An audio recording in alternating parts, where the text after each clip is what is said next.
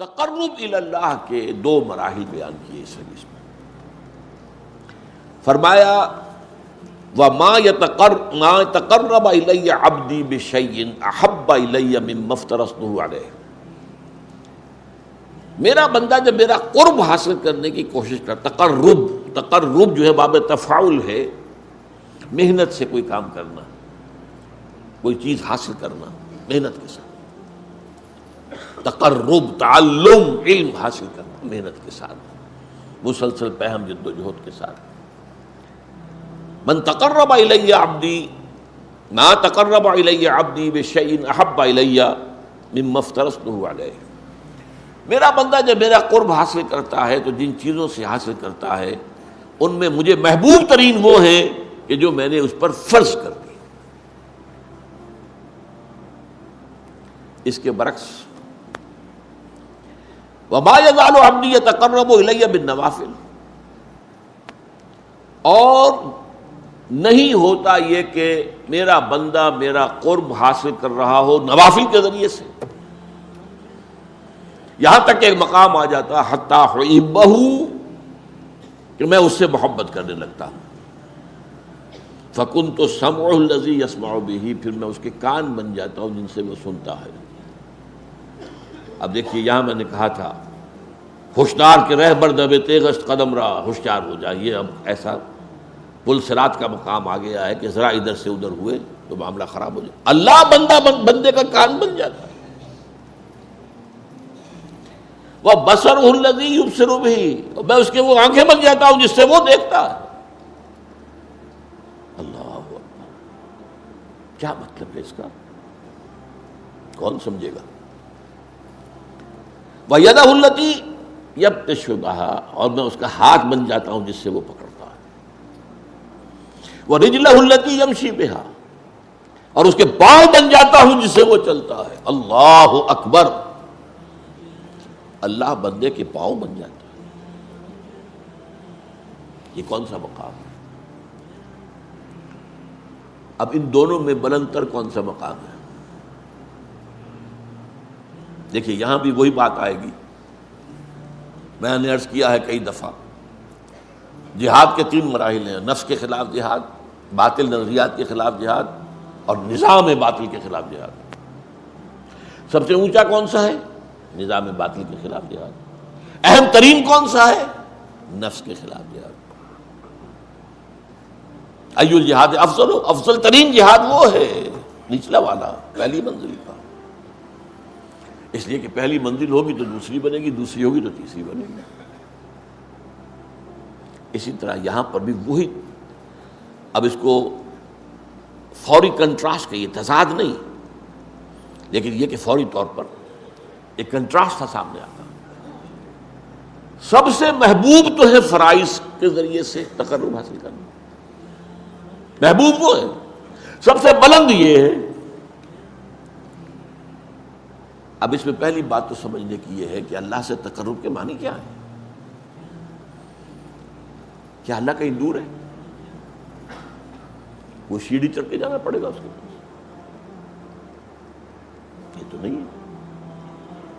وہ تو میں نے آیت آپ کو سنا دی، سورہ قاف، وَلَقَدْ خَلَقْنَا الْإِنسَانَ وَنَعْلَمُ مَا تُوَسْوِسُ بِهِ نَفْسُهُ وَنَحْنُ أَقْرَبُ إِلَيْهِ مِنْ حَبْلِ الْوَرِيدِ. ہم نے ہی انسان کو پیدا کیا، ہمیں معلوم ہے اس کا نفس اندر سے کیا وسوسہ اندازی کرتا رہتا ہے. یہ نفس امارہ، ان النفس لامارۃ بالسوء، we know it. ہم ہی نے بنایا نا. وہ ساری خواہشات ہم نے رکھی اس نفس کے اندر، وہ سارے اینیمل انسٹنکٹس ہم ہی نے رکھے ہیں نا اس کے اندر. we know it. کیا گھڑی ساز کو پتہ نہ ہوگا گھڑی میں کون سے پردے ہیں؟ لیکن یہ کہ وَنَحْنُ أَقْرَبُ إِلَيْهِ مِنْ حَبْلِ الْوَرِيدِ، ہم اس سے قریب تر ہیں اس کی رگے جان سے بھی، سب سے بڑی جو رگ ہوتی ہے. تو اللہ تو اتنا قریب ہے، پھر تقرب کی کیا بات ہے؟ یہ بات غور طلب ہے. اللہ قریب ہے، ہم دور ہیں. بہت پیارے اشعار ہیں. کرا جوئی چرا در پیچ ہوتا بھی کہ اون پیداست تو زیر نقابی. کسے ڈھونڈ رہے ہو بھائی آ کر یہاں جنگل کی گپھاؤں میں اور غاروں میں اور پہاڑوں کی چوٹیوں پر؟ کسے ڈھونڈ رہے ہو؟ یہ پیچ و تاب کیا ہے تمہارے اندر؟ یہ فلسفہ اور یہ عقل اور اس کے گھوڑے دوڑا رہے ہیں ذات و صفات باری تعالیٰ کے بارے میں، یہ پیچ و تاب۔ اسی کشمکش میں گزری میری زندگی کی راتیں، کبھی سوز و ساز رومی، کبھی پیچ و تاب رازی، یہ پیچ و تاب۔ اقبال نے اس حرف پیچا پیچ کہا ہے، فلسفہ، منطق۔ کرا جوئی چرا در پیچ و تابی، کرا کہرا چرا چہرا، یہ فارسی میں اس طرح شعری ضرورت کے تحت یوں بنتے ہیں الفاظ کہ تو پیدا کہ او پیداست تو زیر نقاب، وہ تو سامنے ہے، ظاہر ہے، پردہ تو تمہاری آنکھ پہ پڑا ہوا ہے، زیر نقاب تو تم ہو۔ یہی وجہ ہے جنہیں عام طور پہ داتا بخش کیا دیا جاتا ہے، شیخ عثمان بن علی الجلابی ثم حجویری ثم لاہوری، ان کی کتاب یہ تصوف کی بالکل ابتدائی کتابوں میں سے ہے، کشف المحجوب، بالکل ابتدائی، امہات الکتب میں سے تصوف۔ نام کیا ہے؟ کشف المحجوب۔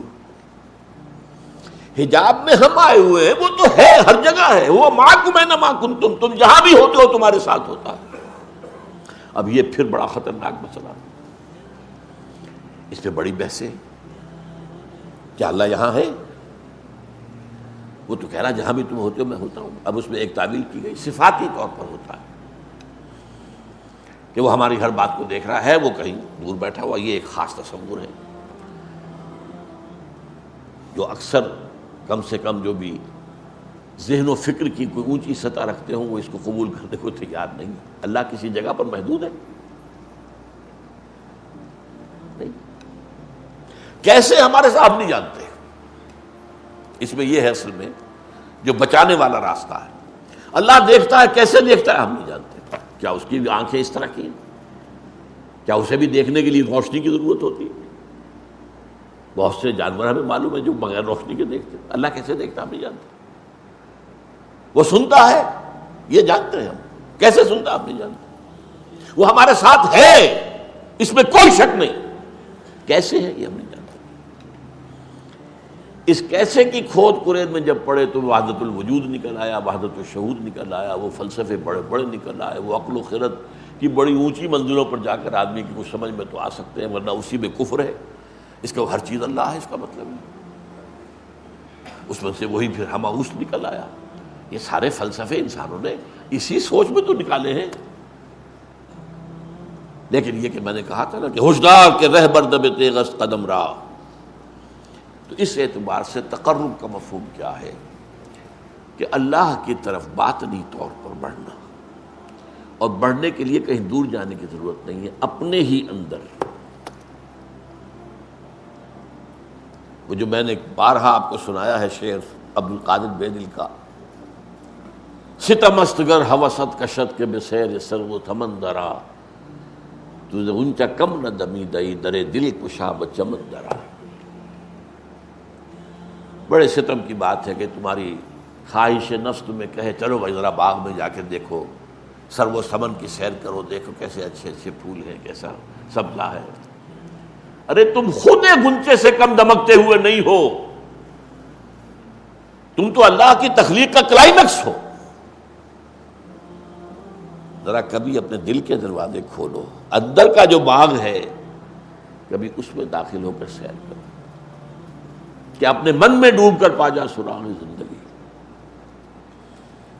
تو وہ تو ہے، وہ کہیں دور نہیں ہے،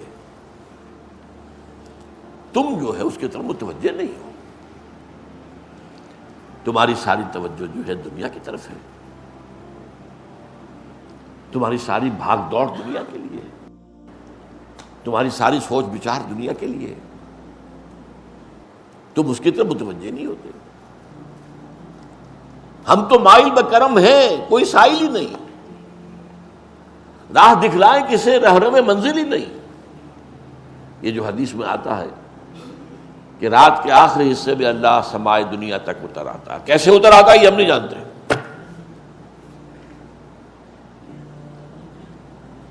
قیامت کے دن اللہ اس زمین پر نزول فرمائے گا. وجاء ربک والملک صفا صفا، میدان قیامت اسی زمین پر ہوگا. قصہ زمین برسر زمین طے ہوں گے. اللہ آئے گا. وَيَحْمِلُ عَرْشَ رَبِّكَ يَوْمَئِذٍ ثَمَانِيَةٌ، 8 فرشتے اللہ کے عرش کو تھامے ہوئے ہوں گے اور وہ نزول فرمائے گا. پھر وہ عدالت خدا بندی لگے گی، حساب کتاب ہوگا. کیسے ہم نہیں جانتے. اس اعتبار سے تم اصل میں اپنے باطن میں جھانکو. باطن میں کیا ہے؟ اب وہ بات جڑ جائے گی، وہ جو شروع کی بات تھی.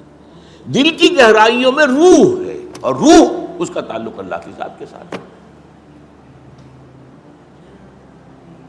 روح کی طرف توجہ نہیں تمہاری، تمہارا سارا توجہ ہے وہ جسد مادی کی طرف ہے، اس کے تقاضوں کی طرف ہے، اس کی ضروریات کی طرف ہے، اسی میں مصروف ہے. روح کی طرف متوجہ ہو کر انسان تقرب حاصل کرتا ہے کہ او پیداس تو زیر نقابی هو الاول والآخر والظاہر والباطن. سب سے ظاہر ہستی تو اسی کی ہے، ہاں سب سے مخفی بھی وہی ہے. اس کی ذات کی کنہ تک کوئی نہیں پہنچ سکتا. وہ کیسے دیکھتا ہے تم نہیں جان سکتے. اس کا ہاتھ ہے ید اللہ، لیکن اپنے ہاتھ پر قیاس نہ کر بیٹھنا.